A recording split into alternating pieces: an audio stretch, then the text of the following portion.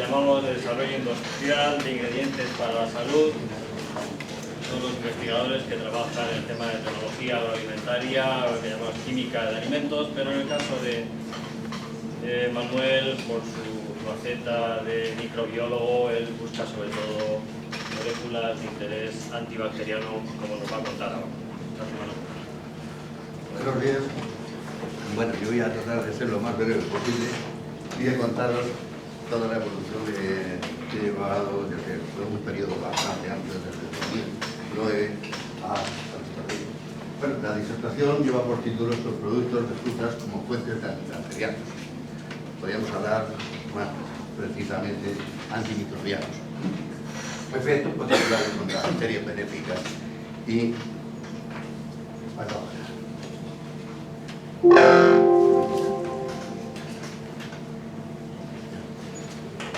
El origen de esta investigación nace en 2009, como he dicho, por la Fundación de la Comunidad Valenciana para la Investigación Agroalimentaria. Nos propuso un proyecto que llevaba por título Producción de zumo de caña y de industrialización de la grana. Lógicamente, se declara muy claramente, se trataba de aprovechar los rastrillos que anualmente se producen de estas dos especies frutales muy importantes en la Comunidad Valenciana. Fijaros que simplemente en el casi anualmente se desperdician, son útiles para el consumo en fresco, más de 18.000 toneladas.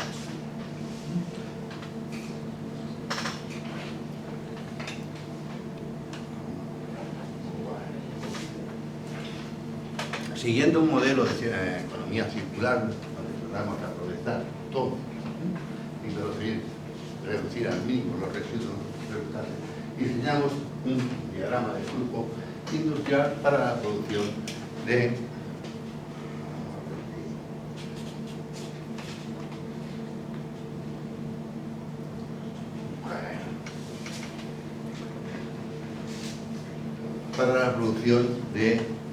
¿cómo se?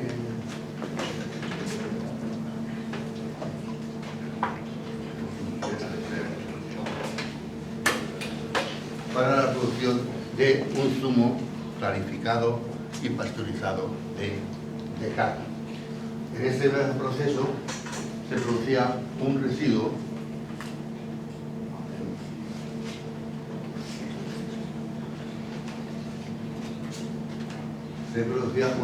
leñoso, cuya utilidad es convertirlo en pellets y utilizarlo como biocombustible. El otro resultado que se obtenía era un subproducto B formado precisamente por los restos de pieles y pulpa.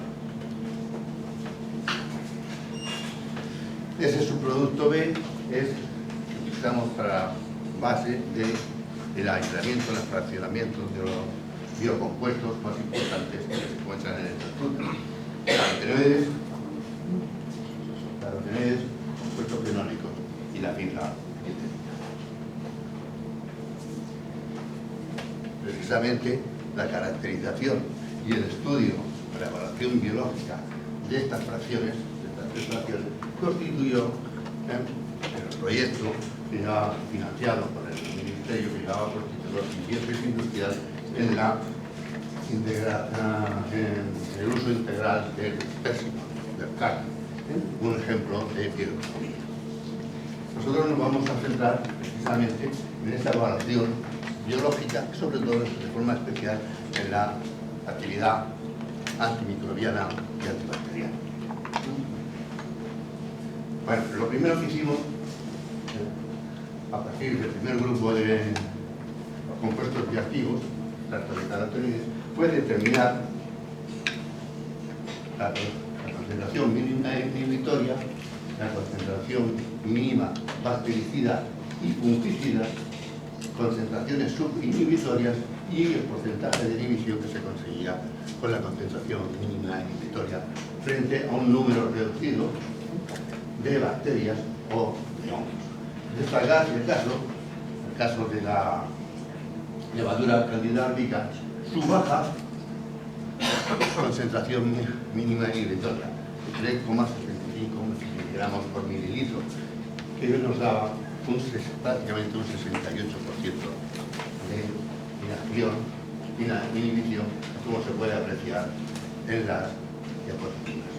Más sorprendente fue el hecho de que estos extractos impedían, de alguna manera,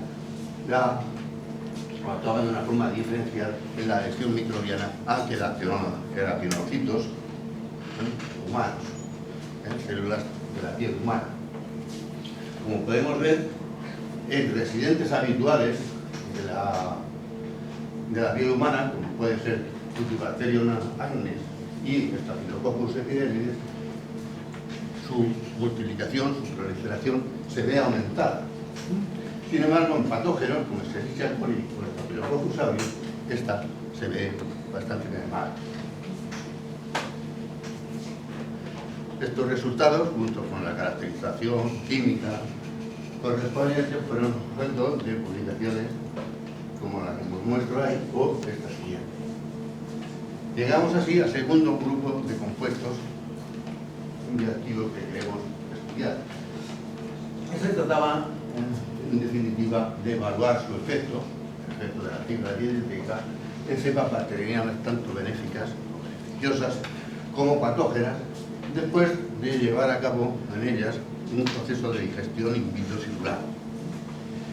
Lo que hicimos fue obtener 3 disolventes distintos, esa fibra dietética, someterla a un proceso de digestión con distintas bacterias y después evaluar sus actividades biológicas.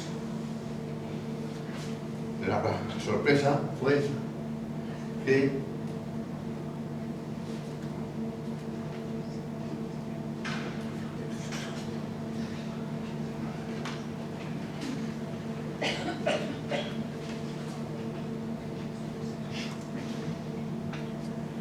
residentes habituales del tracto gastrointestinal, como son Bifidobacterium bifidus, Lactobacillus casei y Lactococcus lactis, se vieron favorecidos por el tratamiento con estos digestos, principalmente de uno de estos digestos. Siguiendo con sorpresa, pues encontramos la actividad antibacteriana y el mismo digesto, anteriormente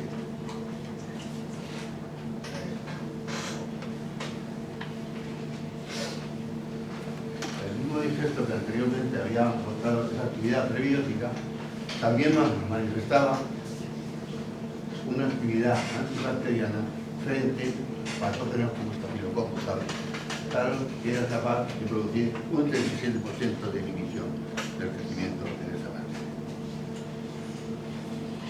Más sorpresas.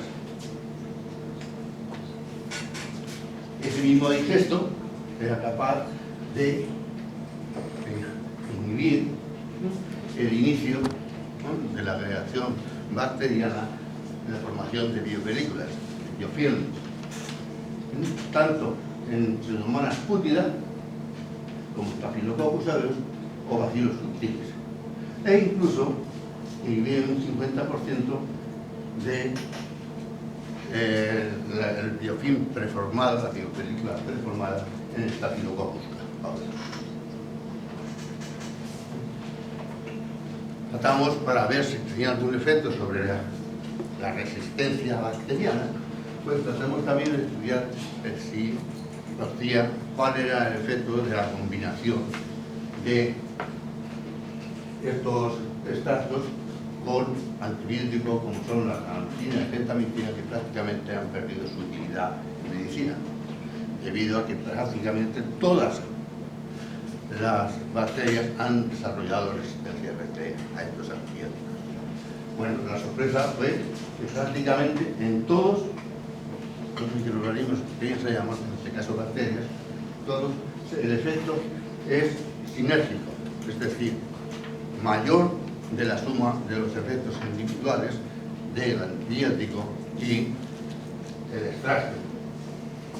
Solo en un caso, caso de salmonella entérica, ese efecto fue aditivo, la suma de los dos efectos individuales. Seguimos con más sorpresas y todo eso lo publicamos en este trabajo. Y llegamos al tercer grupo importante de compuestos bioactivos. Y en estos son los extractos fenólicos, y en primer lugar lo que tratamos de explorar la actividad de estos extractos, la actividad antivirulenta. Las bacterias, en general, producen factores de virulencia que lo que hacen es amplificar su capacidad de patogenicidad. Así desarrollan distintos mecanismos de virulencia, factores de virulencia, pero en este caso nosotros lo que hicimos fue añadir a los extractos de caqui otros procedentes de otras frutas, como son las granadas y un extracto de residuos de vinificación de la uva.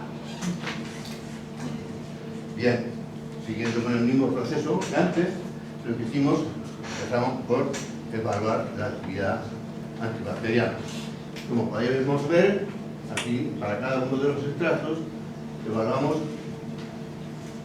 determinamos la concentración mínima inhibitoria y cabe destacar pues, los resultados que obtuvimos para el extracto de granada completo. Al lado lo que tenemos es la concentración de compuestos fenólicos correspondientes a esas concentraciones mínimas inhibitorias obtenidas, con lo que podemos ver las bajas, que son las concentraciones que tienen actividad antibacteriana. También evaluamos el factor de virulencia, es la detección de Wald. Es un mecanismo de comunicación célula a célula que regula la expresión genética en respuesta a la densidad poblacional bacteriana. ¿Qué hacen estas células involucradas? Pues producen y extienden al exterior sustancias llamadas autoinductores. ¿Cómo funciona la detección de Wald? Pues tenemos células que detectan que están en pequeña densidad y lo que hace es iniciar la producción, la transcripción y producción de estos autoinductores al mismo tiempo que van multiplicando. Las células resultantes de esa proliferación hacen lo mismo, incrementan la producción de autoinductores y lo excretan al exterior, hasta que llega un momento en que tenemos una densidad poblacional elevada y una concentración de autoinductores extracelular superior a la intracelular. En ese momento, inicialmente lo que hace es inhiben la salida, impiden la salida de autoinductores al exterior de la célula y posteriormente terminan por inhibir la transcripción, la producción de esos autoinductores. Bueno, nosotros para valorar este factor de virulencia elegimos dos bacterias, Chromobacterium viruláceum y Pseudomonas aeruginosa. ¿Por qué? Porque son productores de pigmentos fácilmente detectables como la biocerina y la fenillanina. Una vez comprobada y cuantificada la producción de estos pigmentos, lo que hicimos fue ver la producción, determinar la producción de los autoinductores y ver cómo variaban dependiendo de respecto al control con la aplicación de esos extractos. Evidentemente, se aprecia que todos los autoinductores ven influenciada su producción. A continuación, pues pasamos a evaluar la actividad antibiopelícula, ¿no? La formación de biopelículas. Y aquí nos sorprendió que fuera el extracto fenólico de uva es que manifestó una actividad mucho mayor. Fijaros que a una concentración de la mitad de la MIC era capaz de inhibir por encima del 50% la agregación de las células en el estadio de iniciales. Y a 2 veces la MIC era capaz de destruir más del 50% del biofilm, la biopelícula preformada o madura. O sea, algo muy importante para combatir la resistencia de las bacterias a los antibióticos. También, otro factor es las bombas de fusión, de flujo. En este caso, el organismo utilizado fue Pseudomonas aeruginosa y empleamos 2 sondas fluorescentes, Broconilo y Nancy 520. Lo que se determina es de estas sondas cuánto es el porcentaje que se queda en el interior de la célula del universo expulsado por esas bombas. Bien, fijaros los niveles que se obtienen con entre un cuarto y un medio de la MIC para los 3 niveles desde el 4 al 85% de inhibición de esas bombas. Esos resultados se confirmaron perfectamente con la otra sonda enseñada, Nancy 520, donde entre un octavo y un cuarto, pues los niveles obtenidos fueron del 40 y del 50% de inhibición de las bombas. La motilidad bacteriana, otro factor, siempre se ve favorecida. Bien, nosotros estudiamos los efectos sobre 2 tipos de motilidad. La motilidad en grupo o en enjambre y la motilidad individual o nadadora. ¿Qué observamos? Pues ya la mitad de la MIC, de la concentración mínima inhibitoria, el extracto fenólico de uva inhibe prácticamente la motilidad en grupo, en enjambre. Y en mucho menor medida lo hacen a la misma concentración el extracto fenólico de pérsimo y el extracto fenólico de granada.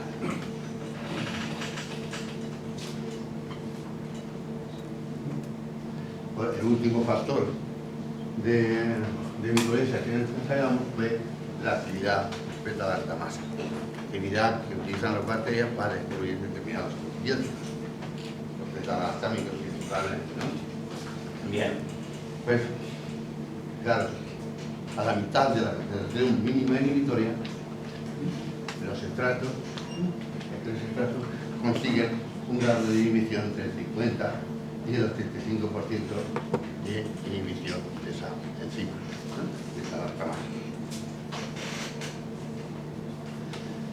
Bueno, ya sabíamos esto, entonces fuimos a determinar cuál es el mecanismo final por el cual producen la muerte, la inhibición del crecimiento y la muerte de esas bacterias. Y llegamos a la conclusión de que era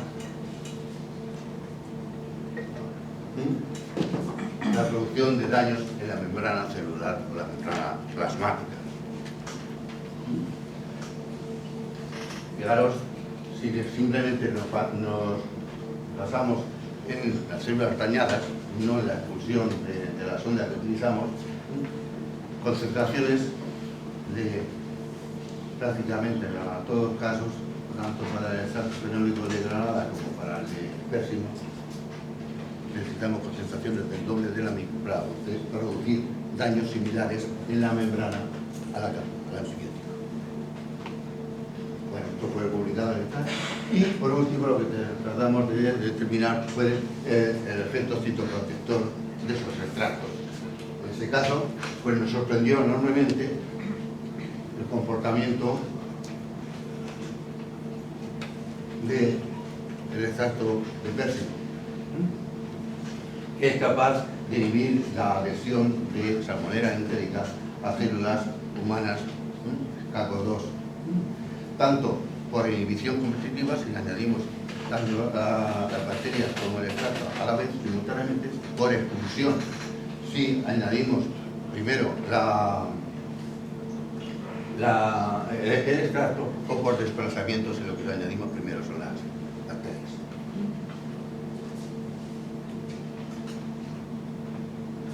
Bueno, la última prueba que llevamos a cabo fue un desafío, un tratamiento con lipopolisacáridos a estas monocapas de células humanas. Un lipopolisacárido se compone fundamentalmente de un lípido que está asociado a la membrana externa de las bacterias gram negativas, un grupo central o núcleo y el polisacárido o antígeno que se utiliza para la tipificación serológica de las bacterias. Bueno, nosotros en este ensayo utilizamos esta técnica, la resistencia eléctrica transepitelial y endotelial, para determinar el efecto barrera de esa monocapa de células. Y lo que vimos fue que el extracto efectivamente incrementaba enormemente la acción de barrera de esas monocapas celulares.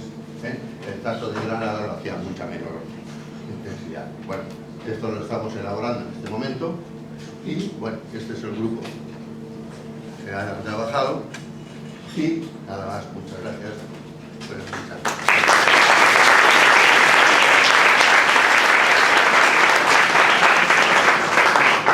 Gracias, Manolo. Ha traído un tema que está muy actualizado, del quórum sensing, que se ofrece en las bacterias con cierta masa poblacional.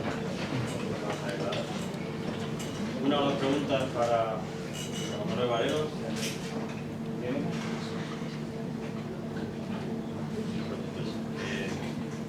Todas estas fibras de frutas, ¿alguien se ha puesto a ver si alteran algo la flora intestinal o producen un cambio? Más o menos, lo he comentado en la exposición, en la mayoría de los casos, los residentes habituales de estas floras, los componentes habituales de esta microbiota, no flores, sino flores producidos, que saben más que yo. Los componentes habituales de esta microbiota se ven incrementados estimulados en su crecimiento, mientras en los patógenos, la parte de sorpresa que nos llevamos sería disminuyendo. ¿Crees que eso puede ser debido al efecto antioxidante que tienen estos compuestos? Bueno, ¿O planteáis algún mecanismo por el cual? hemos determinado en la mayoría de los casos la actividad antioxidante y bueno, pues puede existir una relación, porque efectivamente cuanto mayor contenido de compuestos con una actividad antioxidante importante, mayor es el efecto. Entonces podría existir.